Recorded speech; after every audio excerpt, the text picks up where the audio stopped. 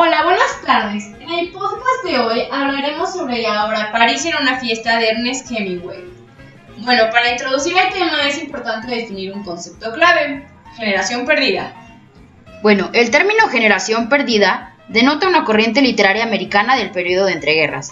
En un sentido más amplio, es la generación después de la Primera Guerra Mundial. Pero, más precisamente, es el grupo de escritores estadounidenses que alcanzaron la edad adulta durante la guerra y construyeron su reputación literaria en la década de 1920. Y bueno, pues el término se origina en una observación hecha por Gertrude Stein a Ernest Hemingway cuando dijo la maravillosa frase de todos ustedes son una generación perdida. Pero María José, ¿a qué se refiere con que estaba perdida? Pues verás, María, esta generación estaba perdida en el sentido de que había heredado valores que ya no se usaban en el mundo de posguerra. Sufría de la alineación espiritual de los Estados Unidos, quien bajo la política de regresar a la normalidad del presidente Harding parecía incurablemente provinciana, materialista y sin emociones. Y bueno, entonces se podría decir que el contexto histórico en el que se vivían comprende desde el 1 de enero de 1920 al 31 de diciembre de 1929. Y pues esto fue tras al finalizar la Primera Guerra Mundial, donde se instituyó la Sociedad de Naciones. Y esto nació con el fin de evitar un conflicto pues de esa magnitud y que se volviera a repetir. Entonces todo París estaba en disque fiesta porque tenían la ideología de vivir y aprovechar cada momento al máximo. Así es, Sofía, y el término de generación perdida se puede aplicar a Hemingway, Cummings, Fitzgerald, Dos Pasos, Faulkner y Steinbeck, así como a muchos otros escritores que hicieron de París de la época el centro de sus actividades literarias. Y esto es muy interesante, María, debido a que Hemingway fue conductor de ambulancia en la Cruz Roja en la Segunda Guerra Mundial, Faulkner se alistó en la Real Fuerza Aérea Canadiense y Fitzgerald se alistó en el ejército estadounidense. Pero la guerra terminó días después de alistarse, por lo que no participó en ella, lo cual se narra en su obra Hermosos y Malditos. Esta generación perdida muestra en algunas de sus obras los efectos de la Gran Depresión de 1929. Entre ellas se pueden contar Las uvas de la ira de John Steinbeck, un libro que plasma los efectos de esta crisis en el campo estadounidense y su efecto en los campesinos. Y pues por otro lado, Manhattan, Transfer de John Dos Pasos, es una alegoría de la Tierra Prometida que termina asombrando a todos sus fundadores. Y esta novela, junto al Gran Gatsby de Fitzgerald, es probablemente la obra que mejor refleja el materialismo de esa sociedad estadounidense. Entonces, esto quiere decir que está a punto de sumergirse en los problemas económicos que daría lugar al crack de 1929. Pero, niñas, el contexto histórico no es lo único interesante de la generación perdida y de sus escritores, ya que algo que cambió en las sombras de dicha generación fueron las técnicas literarias, como la narrativa, donde se ubicaba el contrapunto, perspectivismo, fragmentarismo, cuestionamiento, desaparición del narrador omnisciente, incluso de materiales no narrativos y el flujo de conciencia. Y bueno, en cuanto al contenido, compañeras, en todo esto percibimos que en todos estos escritores percibimos una actitud rebelde frente a la realidad contemporánea, marcada por la Primera Guerra Mundial. El frente a la sociedad opulenta que se empezó a fraguar después, sobre todo en los Estados Unidos, con la especulación y su explosión capitalista de los años 20. Es decir, que la era de Rockefeller y otros magnates, y por último frente a los valores tradicionales de la sociedad burguesa. Pero estamos olvidando algo importante, compañeras. Ah, sí, pero entonces, ¿qué estamos olvidando, María? La temática, mi estimada Sofía, en el cual podemos apreciar algunas notas comunes: pesimismo y desconcierto, inutilidad y crueldad de la guerra, análisis de la sociedad norteamericana, conflictos ideológicos, como el conflicto entre progresismo y tradición, entre civilización y barbarie, igualitarismo social y capitalismo, despreocupación en la era de jazz y en los felices años 20. Oigan, compañeras, ¿y no se dieron cuenta que las relaciones entre el cine y los novelistas de la generación perdida son intensas? Claro, porque en primer lugar, algunas de las obras más emblemáticas de estos escritores pronto fueron adaptadas a la gran pantalla, pero también porque muchos de ellos se ganaron la vida trabajando como guionistas en Hollywood. Qué padre, ¿no? Así es, y a estos dos hechos hay que sumarle todavía la vinculación personal e ideológica de ciertos cineastas norteamericanos con el grupo literario, como es el caso de los directores John Huston y Elia Kazan, lo que permite conectar ciertos filmes de los años 40 y 50 con el espíritu de la generación. Y pues entre las adaptaciones de las novelas al cine están Adiós a las armas, Por quién doblan las campanas, Tener y no tener, Forajidos y el viejo y el mar de Hemingway, El gran Gatsby de Fitzgerald, Las uvas de la ira, La perla, El este del Edén, De ratones y de hombres de Steinbeck, El largo y cálido verano, El ruido y la furia, Los retratos de Faulkner.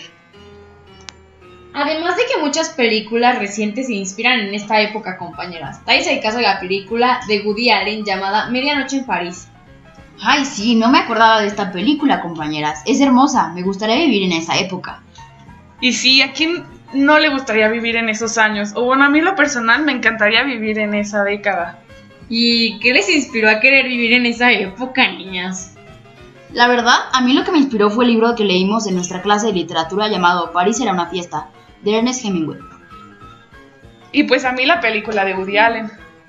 Seguramente, yo creo, en mi opinión, quieren vivir en esa época debido a que París es maravilloso. Esto me recuerda a cuando Ernest Hemingway dijo una vez: si tienes la suerte de haber vivido en París como un hombre joven, a continuación, donde quiera que vaya para el resto de su vida, se queda contigo.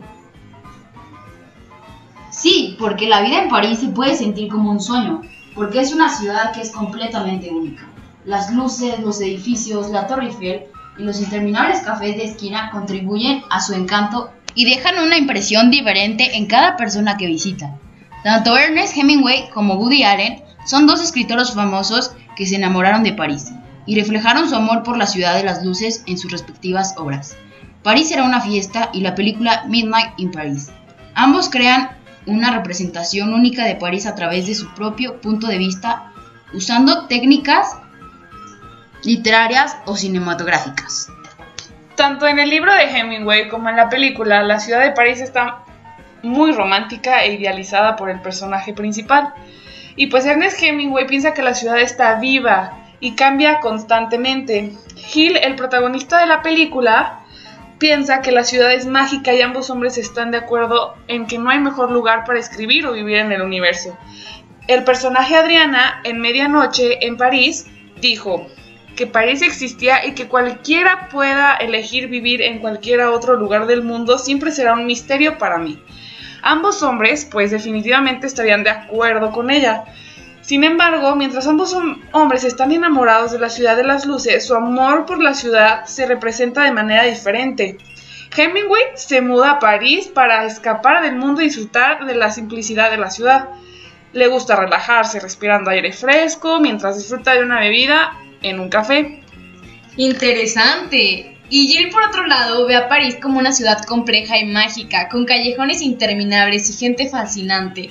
Le encanta perderse en él con la esperanza de descubrir algo nuevo y emocionante. Y Hemingway, bebé, pero no festeja.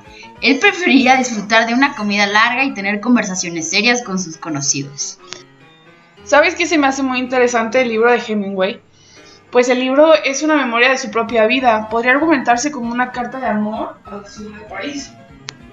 Sí, ¿no? Porque habla sobre él cuando se mudó a París en los años 20 para convertirse en un escritor famoso, y de cuando mientras estuvo ahí vivió con su esposa y su hijo en un pequeño departamento.